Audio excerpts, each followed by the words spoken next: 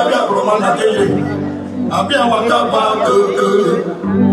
Ami bri mo so bi waka si o Kono mana bria. Abia na bria. Ana kono mana bria. Abia na bria. Mo yu ko di ba yoro mo ba su ko ko ni mo to ko ya wi bri o ye. Ibra ya na bria o na na ye wo na ya tru ko. Uye be bada ko ba o koroma. Oyo uye be bada ko ba o koroma. Thank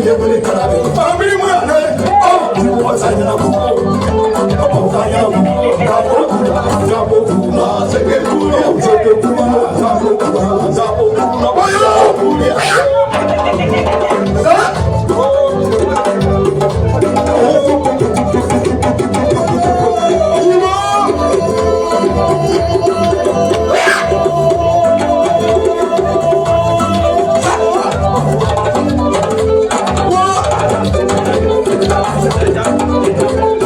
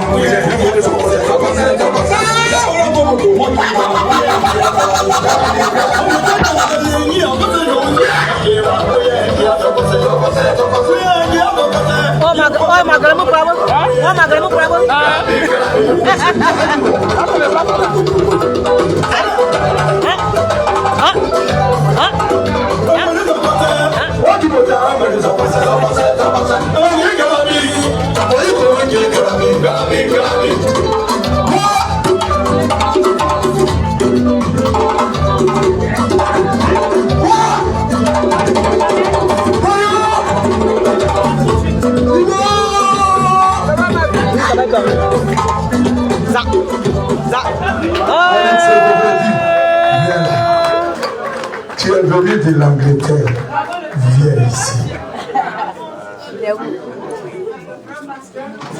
Il m'avait demandé ça.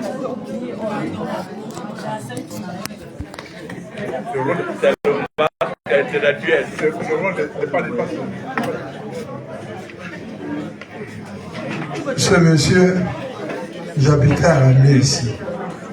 Il m'a dit Tobias, tu es un grand chanteur. Si tu veux que je te manage, il faut que tu quittes Ramé ici. Je dis pourquoi? Il dit non. Tu sais, tous les jours, tes fans, vous êtes là, vous donnez des images. Vous ne pouvez pas payer tes supporters. Mais quand tu vas marcher, tu vas devenir un gars. Lui-même, il me laisse et il va en Angleterre. Est-ce qu'on peut faire ça? Ouais, merci beaucoup. Pour ceux qui ne me connaissent pas, ça va, Alex Govredi. Je suis le petit frère d'Irène Govredi, malheureusement qui est parti. Voilà, donc on est là depuis 1982. C'est la maman de Brigitte Kyo, le frère de Brigitte Kyo. Bon, on a fait nos collèges ici, tout ça, je suis allé avant. C'est vrai que je l'ai managé, mais le détail qu'il disait, c'est que quand il descend pour aller acheter du pain, on le voit. Quand tu remontes, c'est la même chose. Et puis, il était trop... Voilà, terminé. Donc je lui ai demandé, il fallait déménager.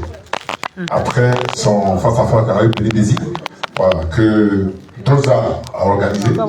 Voilà. Et après, il allait à plutôt le nom de Kéla. Voilà, c'était bien, pour le voir, ouais, je crois, ouais. Bien logé, ça coûtait très cher, mais il a mis le paquet, je lui ai dit, bon, parce qu'il était trop construit, il n'était pas comme ça, je lui ai dit, fais le footing. Et après, bon, voilà, ça c'était un peu ça. Bon, personnel, la maman, je la connais depuis très très longtemps. Voilà, je suis son petit, parce que la famille se connaît très bien. De temps en temps, je l'appelais, elle m'appelait. Et bon, ben, malheureusement, j'ai trouvé le décès subit en fait. Vraiment subit parce que, voilà, c'était trop brusque, mais bon, il fallait que je sois là. J'étais aussi venu pour voir ma grande sœur Célestine, qui faisait aussi son deuil à sa façon. Voilà, c'est vrai que Brigitte l'a fait, Célestine l'a fait, mais bon, dans la famille, il y a toujours des problèmes. Donc il fallait que je sois présent. Et comme on pleurait maman aussi, j'ai dit, bon, je crois qu'il y a la grande veillée. On m'a dit, voilà, j'ai dit, je serai là, parce que c'est comme mon village, mais il fallait quand même que j'arrive là. Donc, Aya Oudou Bouza, merci beaucoup, mais on va se revoir encore. Voilà.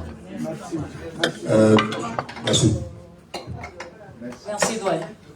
Je vais appeler le camarade Arsène. Nous continuons toujours nos témoignages. Voilà, Badadji.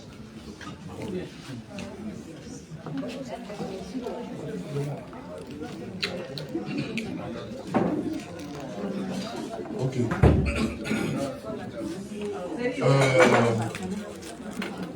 Je salue la famille de Léontine. Je salue également ta famille politique. Et je pense que si dans la famille, parmi vous, certains doutaient de l'empreinte de Léontine dans le milieu politique en France, aujourd'hui, votre réponse est là. Parce que là, on vous a montré seulement des témoignages de leaders politiques bien connus. Et ça, c'est seulement une partie de ce que j'ai appris. Vous savez, si on devait venir ici parler pour témoigner, en tenant compte de la proximité, des liens, ou même du vécu partagé avec Léontine, moi, il ne serait pas là. Parce que je ne suis rien, quoi. Quand on parle de lutte ici en France, si on dit venez vous réunir dans une salle entre les pionniers, la salle, je ne rentre pas là-bas. Parce qu'il y a des pionniers. Et les pionniers, Léontine en fait partie. Moi, je suis arrivé ici en France le 11 décembre 2011. Après 6 mois d'exil au Ghana, je suis arrivé en France le 11 décembre. Et quand je suis arrivé ici, et c'est à cela que mon témoignage, que j'estime petit, quand on m'a demandé si je vais parler, j'ai hésité.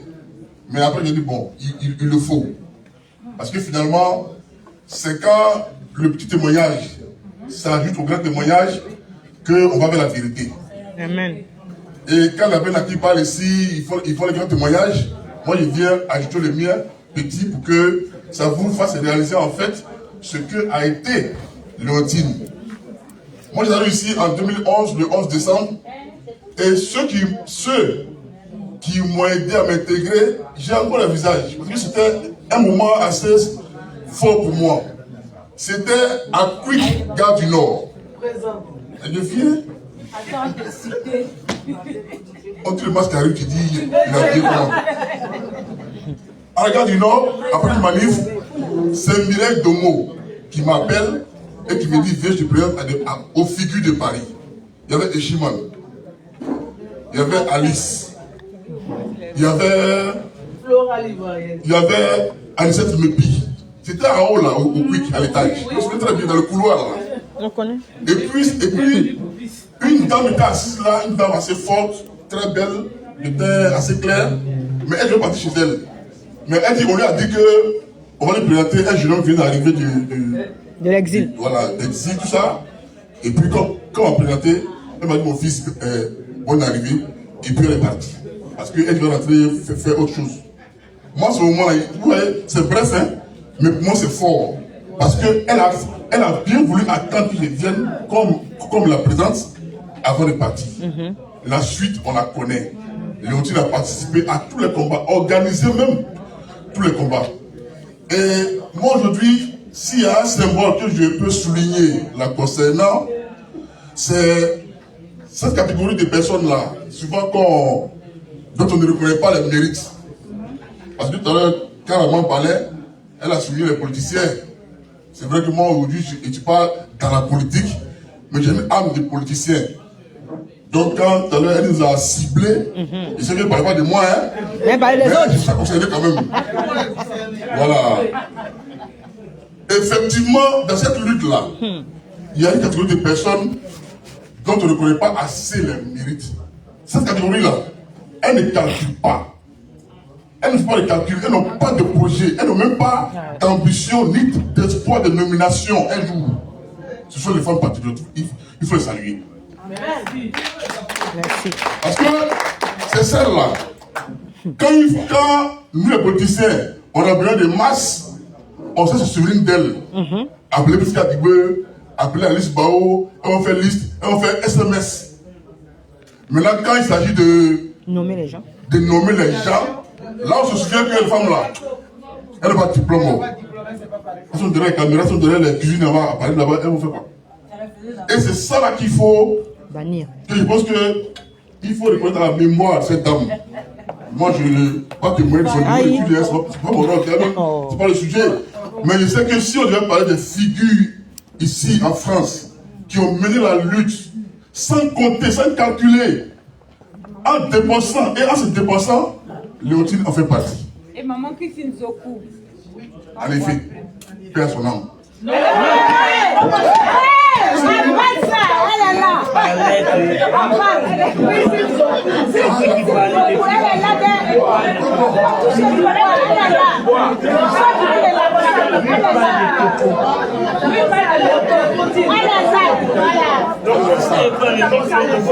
C'est pour ça le quotidien est pour moi. Que Dieu donne longue vie encore à maman Christine. Donc moi je finirai mon propos en appuyant tout à l'heure ce que mon grand frère Abenaki a dit. voyez, ce soir-là, on est assis dans cette salle, j'ai vu des visages qui, sur les réseaux, sont foncièrement hostiles les uns aux autres. Mais aujourd'hui, nous donne l'occasion de nous retrouver ici et puis de nous offrir de l'amitié. Moi, je voudrais que ce moment-là soit un moment de réflexion et de remise en cause pour appuyer ce que tout à l'heure Abel a dit. Parce que des fois, le mystère du clavier, l'emprise des réseaux fait qu'on se donne une personnalité et puis on se livre à des échanges très méchants en oubliant qu'un jour, on va se retrouver pour pouvoir parler de la Côte d'Ivoire. J'espère qu'à partir de ce soir qui est malheureux, nous allons, en tant que patriote de France, en tant que patriote de résistants ivoiriens en France, nous allons savoir que c'est vrai, hier on était dans un combat. Et ça, il faut le dire, hier on était dans un bateau qu'on appelait la résistance ivoirienne en France, les patriotes. Avec le temps, nous avons pu obtenir la libération de notre leader commun, le président Gbagbo. Et à partir de là, le bateau est devenu un train. Puisque le train, il y a des wagons, chacun dans son compartiment. Mais n'oubliez pas que comme c'est un train, on est sur les mêmes rails. Donc, dans la même direction. C'est pourquoi je voudrais que le fait que nous ayons des opinions différentes, que nous ayons des partis différents, des positionnements différents, ne nous pousse pas à nous échanger dans la méchanceté et nous offrir à des querelles très violentes et des fois irrespectueuses. Je m'arrêterai là pour que ceux qui ont déjà dit aussi viennent parler. Encore une fois, Dieu donne longue vie à moi, Christine. Amen, amen. Merci. Merci. Merci, Arsène.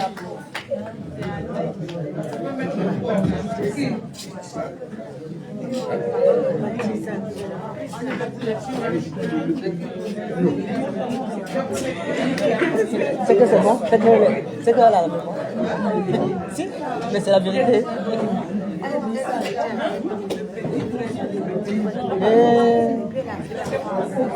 Ça là, oui. J'appelle le camarade Haïlé, président de l'EPI. Oh la démarche. Oh la démarche. Respirez. Il m'a dit de... Merci. Yakou à la famille biologique du moment Tina Topo. Yakou également à sa famille politique. Vous verrez avec moi que ce soir nous sommes ici unis pour partager la même peine. Et il pleut des larmes dans cette salle. Le mot est fort. C'est pourquoi on ne doit pas attendre que la mort nous mette d'accord. Parce que plus les jours passent, les jeunes vieillissent, les choses s'aggravent et mon pays se dégrade. Armé du savoir, je traîne avec moi le courage et la force, mais seul l'espoir détermine ma foi. Car parfois, il est difficile de se remettre en question pour trouver des solutions afin de choisir la bonne direction. Direction l'Afrique, où mon pays saigne et mes frères baignent dans le sang. Demandons de l'aide au Tout-Puissant, dont on attend le retour vainement. Ils sont impuissants, puissants armes. Ils retiennent dans le creux de leurs yeux des larmes en pensant à nos parents qui sont partis trop tôt. J'ai mal. Eux sont en marre de porter ce lourd fardeau chargé par nos bourreaux qui n'ont en fait aucun programme sociétal derrière leur bureau. De leur barreau, nous souhaiterons pouvoir les scier, car c'est cela la clé de la liberté et de la souveraineté. Le combat est long, il est dur.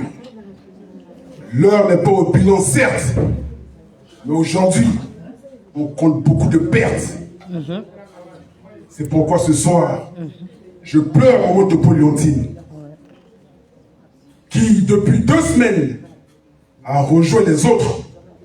Les autres, en fait, ce sont les nôtres. Une forte pensée pour maman Yvette Stanley, Waï Mathieu, Sombo Arsène. Je pleure Pati Patricia, Kazmi Nyamboto. J'ai les larmes aux yeux que je pose à Sankara Nadio, Papa Hilaire, Léocontine Véaï. La liste est longue. Koné Ahmed Tidiane, Kobo Augustin, Polyclaude, Papa Tadje, Kamena, Hortense Dagra. J'ai mal au cœur. Gervais Gueye. Je pleure. L'Amazone Maëliba. La liste est longue. Et on peut en citer plein comme ça.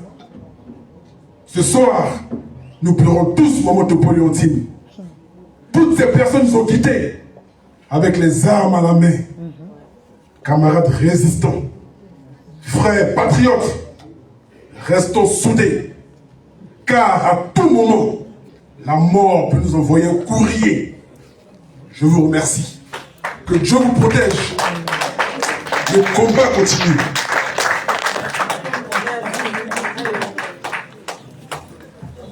Merci. Merci Simon.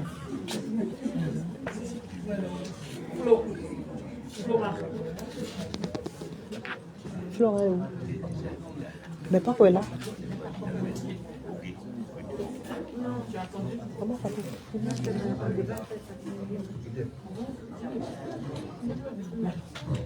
Est-ce qu'on est là? Merci. Allô. Merci. Nous avons aussi un message d'hommage du professeur Balubi Toto, qui était ici avec nous. Toto Jérôme Balubi, qui était... Toto Jérôme. C'est Toto Jérôme. Voilà ça qui est là-bas. Le professeur Balubi. Ils ont mis Topo. Donc voilà ça, Balubi Toto Jérôme. Merci. Donc, chers amis, le professeur nous a envoyé un courrier pour rendre hommage à la camarade Topo Leontine. Je vais vous lire ce message-là. Le professeur Balubi était ici avec nous. Nous allons mener ensemble le combat parce que, pour souvenir, il avait été emprisonné avec Afinguessan, Michel Babo, c'est eux qui étaient à Bouna qui ont coupé. Voilà. Donc, vraiment, je vais vous lire le message parce qu'il a pratiqué aussi Topo Leontine.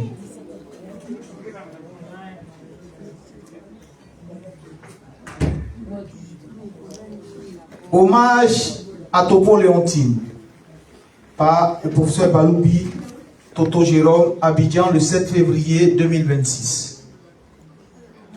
Chers compatriotes de la diaspora ivoirienne, chers amis de la diaspora panafricaine, c'est avec une grande consternation que j'ai appris le décès de notre sœur et amie, notre camarade Léontine Topo, qui vient de nous quitter le jeudi 21 janvier 2026. Au-delà de la douleur légitime que chacun d'entre nous peut éprouver, je viens ici et maintenant m'associer à l'hommage mérité que vous avez décidé de rendre à cette grande dame, cette figure emblématique qui s'est imposée dans la lutte patriotique et le combat pour la dignité des Ivoiriens et des Africains dans la diaspora depuis un peu plus de 15 ans maintenant.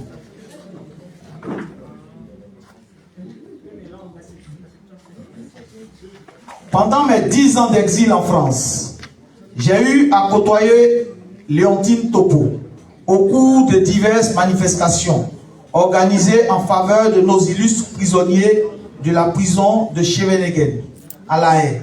Femme engagée et déterminée, disponible et accueillante, toujours avec ce sourire particulier, elle fait partie de ces nombreuses femmes ivoiriennes et africaines de la diaspora qui ont presque tout sacrifié au profit du combat qui nous a tous rassemblés à un moment donné.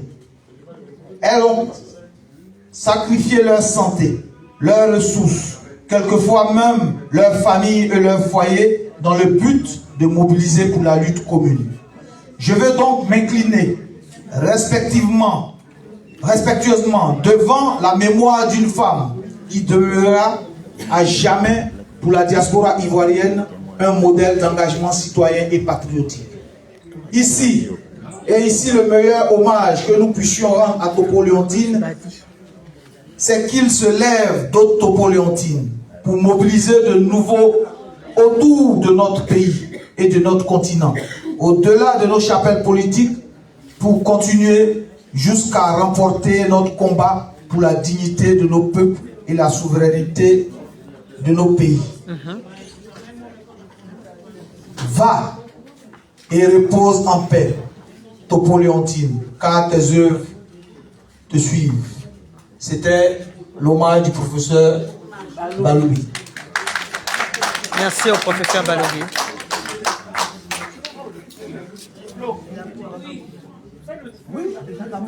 Allô. Maman Fatou.